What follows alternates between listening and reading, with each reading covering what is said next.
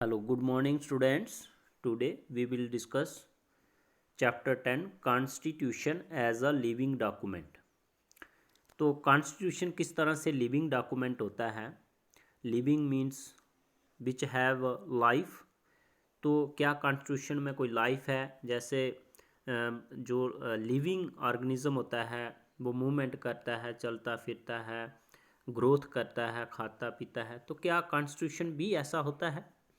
तो इसी को हम डिस्कस कर रहे हैं और इस चैप्टर में स्टूडेंट्स हम टू क्वेश्चंस को डिस्कस करेंगे। टू क्वेश्चंस पढ़ेंगे। फर्स्ट है constitution as a living document means Indian constitution is a living document. Explain करो कि क्या इंडियन कॉन्स्टिट्यूशन लिविंग डॉक्यूमेंट है। अगर है तो इसको डिस्कस करना है। और दूसरा हमारा इसमें क्वेश्चन है, question number 2, discuss in brief the procedure or method for the amendment of the Indian Constitution। तो डिस्कस करना है प्रोसीजर कि कौन सा प्रोसीजर है या कौन सा मेथड है जिससे हम इंडियन कॉन्स्टिट्यूशन को चेंज कर सकते हैं, अमेंड कर सकते हैं, अल्टर कर सकते हैं। तो let us start first question. Indian constitution is a living document. Explain. क्या इंडियन कॉन्स्टिट्यूशन लिविंग डॉक्यूमेंट है? अगर है तो एक्सप्लेन करो। तो हमारा आंसर रहेगा yes, Indian constitution is a living document. क्योंकि good constitution is dynamic and not static. तो गुड कॉन्स्टिट्यूशन जो होता है वो डायनेमिक होता है, मतलब चेंजेबल होता है, जो चेंज होता रहे वही गुड कॉन्स्टिट्यूशन होता है। Not static. स्टैटिक का मतलब ये नहीं है कि जो एक जगह टिका रहे, स्टैटिक नहीं होना चाहिए। Indian constitution is also dynamic. तो इंडियन कॉन्स्टिट्यूशन भी डायनेमिक है। Constitution of India is a living document because it has changed with the changing circumstances. तो इंडियन कॉन्स्टिट्यूशन जो है वो लिविंग डॉक्यूमेंट है क्योंकि ये बहुत मैनी नंबर ऑफ टाइम्स जो है ये चेंज हो चुका है और चेंज हो रहा है क्योंकि इसमें सो मैनी अमेंडमेंट्स हो चुके हैं। 103 से ज़्यादा अमेंडमेंट इसमें हो चुके हैं। तो it is almost like a living beings. तो इसलिए ये लिविंग बींग्स की तरह है। What the very basis of the constitution has not changed. लेकिन जो very basis means basic structure जो होती है कॉन्स्टिट्यूशन की वो चेंज नहीं हो सकती है। नेक्स्ट क्वेश्चन है, इसमें हम डिस्कस कर रहे हैं discuss in brief the procedure और method for the amendment of the Indian constitution. Indian constitution को कैसे अमेंडमेंट किया जा सकता है, कौन सा मेथड है, कौन सा प्रोसीजर है। तो आंसर है द प्रोसीजर और method of amending the constitution is neither very difficult nor so easy. तो कॉन्स्टिट्यूशन को चेंज करने का जो प्रोसीजर है इंडिया में वो ना ही ज़्यादा डिफ़िकल्ट है और ना ही सो इज़ी है। इतना आसान भी नहीं है और इतना मुश्किल भी नहीं है। It means it has a between the way.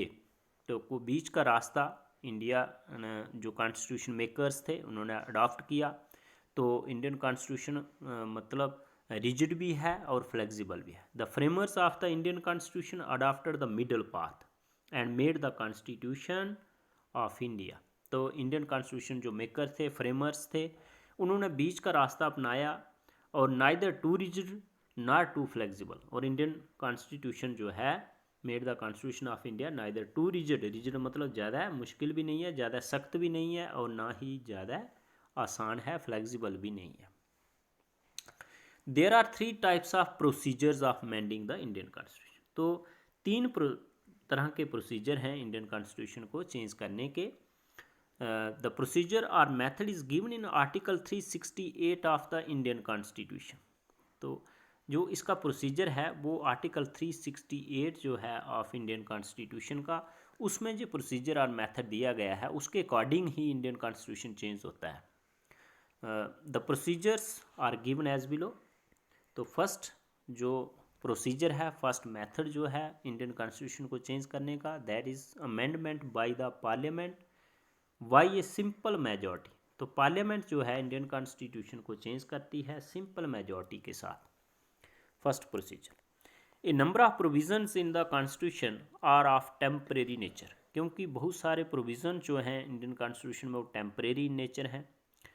These can be altered by parliament, Altered means amended by parliament through a simple majority. तो सिंपल मेजॉरिटी के साथ पार्लियामेंट जो है वो इस कॉन्स्टिट्यूशन को चेंज करती है। Of the members present and voting, मतलब ये कि मेंबर्स प्रेजेंट होने चाहिए और वोटिंग हो वहाँ पे। तो मतलब जो भी पार्लियामेंट में प्रोसीजर है जो सिंपल मेजॉरिटी का, वो ये है कि पार्लियामेंट में जितने भी मेंबर प्रेजेंट होंगे और वो वोटिंग करेंगे। सपोज पार्लियामेंट में अगर लोकसभा में ये पास होता है, जब लोकसभा में अगर प्रोसीजर चल रहा है, तो अगर सपोज वहाँ पे टोटल 500 मेंबर्स हैं, तो 251 जो हैं अगर वो इसके फेवर में वोट डालेंगे, कोई भी अगर सिंपल मेजॉरिटी से चेंज हो रहा है, तो समझो वो कॉन्स्टिट्यूशन चेंज हो जाएगा। तो ये प्रोसीजर होता है सिंपल मेजॉरिटी का। एग्जाम्पल के तौर पे मैंने समझा दिया आपको। उसके बाद सेकंड प्रोसीजर आता है amendment by special majority. Second procedure क्या है?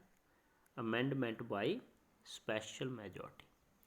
तो according to article 368 of the Indian constitution there are certain provisions which can be amended by a special majority of the total membership of the house and a majority of not less than 2/3 of the members of that house present and voting। इसमें भी present and voting की बात कर रहा है। तो article 368 के according ही, जैसे मैंने आपको बताया कि कॉन्स्टिट्यूशन चेंज होता है, और इसी में सर्टन प्रोविजंस दिए गए हैं कि स्पेशल मेजॉरिटी के साथ किस तरह से कॉन्स्टिट्यूशन चेंज होता है, जहाँ अमेंडमेंट होती है। इसमें amended bye special majority of the total membership, मतलब टोटल मेंबरशिप देखे जाते हैं कि कितने हाउस में प्रेजेंट हैं, and majority not less than 2/3। तो इसमें 2/3 जो है वो मेजॉरिटी देखी जाती है, 2/3 2/3 मेजॉरिटी देखी जाती है। प्रोविजंस उससे जो सिंपल मेजॉरिटी से ज़्यादा मेजॉरिटी चाहिए इसमें। Provisions relating to fundamental rights and directive principles. अब इसकी एग्जांपल भी दी गई है कि कौन कौन से प्रोविज़न जो हैं 2/3 मेजॉरिटी से अमेंडमेंट की जाती है इंडियन कॉन्स्टिट्यूशन में। तो वो है फंडामेंटल राइट्स, अगर सपोज उनको अगर चेंज करना है, directive principles of state policy है, तो ऐसे जो प्रोविज़न्स हैं वो 2/3 मेजॉरिटी के साथ ही चेंज होते हैं। और third and last procedure of the amendment of Indian constitution is the ratification by the state legislatures, ratification by the state legislatures। अब देखिए इसमें क्या होता है कि जो ratification by the state legislature जो थर्ड प्रोसीजर है, इसमें ये देखा जाता है कि एक तो 2/3 मेजॉरिटी वाला मेथड इसमें शामिल होगा, और साथ में स्टेट जो हैं इंडिया की, उनको भी 1/2 of the states also have to make resolution and then the constitution can be amended. Ratification by the state legislature, इसको अच्छी तरह से समझ लेते हैं। For amendment to certain provisions, देखिए कुछ प्रोविज़न जो हैं उनको अमेंड करने के लिए of the constitution a bill has to passed by each house of the parliament. जैसे आपको मैंने पहले का एक वीडियो डाली हुई है जिसमें बताया गया है कि प्रोसीजर मतलब इंडियन कॉन्स्टिट्यूशन में लॉ कैसे बनता है। तो वो तो आपको पता है कि पहले एक हाउस में बिल इंट्रोड्यूस होता है, चाहे राज्यसभा में हो या लोकसभा में हो। तो फिर उसके बाद क्या होता है कि जब सपोज़ अगर रैटिफिकेशन की बात हम कर रहे हैं, इसको अमेंडमेंट कैसे करनी है, तो इसको डिटेल से समझते हैं। तो राज्यसभा में पहले बिल जाएगा, वहाँ पे सारी स्टेजेस में जाएगा और वहाँ पे पास होगा। उसके बाद फिर लोकसभा में आएगा और लोकसभा में पास होगा। अगर किसी एक हाउस में ही वहीं पे अगर लोकसभा में हो गया या राज्यसभा में हो गया, लोकसभा में ना हो तो बिल वहीं पे रिजेक्ट हो जाता है। लेकिन अगर दोनों हाउसेज में हो जाए, उसके बाद क्या किया जाता है कि स्टेटों में जो बिल जो है वो भेजा जाता है।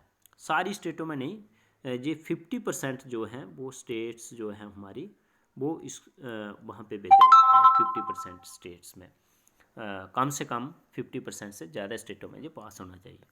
For amendment to certain provisions of the Constitution, a bill has to passed by each house of the Parliament by a special majority of total membership, वही बात आ रही है, total membership of that house and by 2/3 majority of not less than 2/3 of members. अब देखिए 2/3 majority भी चाहिए और 2/3 of members present, मतलब इसमें 2/3 जो है मेजोरिटी जो है मेंबरों की वो प्रेजेंट भी होनी चाहिए। ये नहीं है कि 545 मेंबर हैं, जो 543 मेंबर हैं उसमें से 200 मेंबर आए हुए हैं और ये बिल प्रेजेंट कर दिया जाएगा और पास हो जाएगा। मतलब 2/3 मेजोरिटी वहाँ मेंबरों की भी होनी चाहिए और 2/3 मेजोरिटी जो है वो वहाँ पे होनी चाहिए, present and voting in the parliament.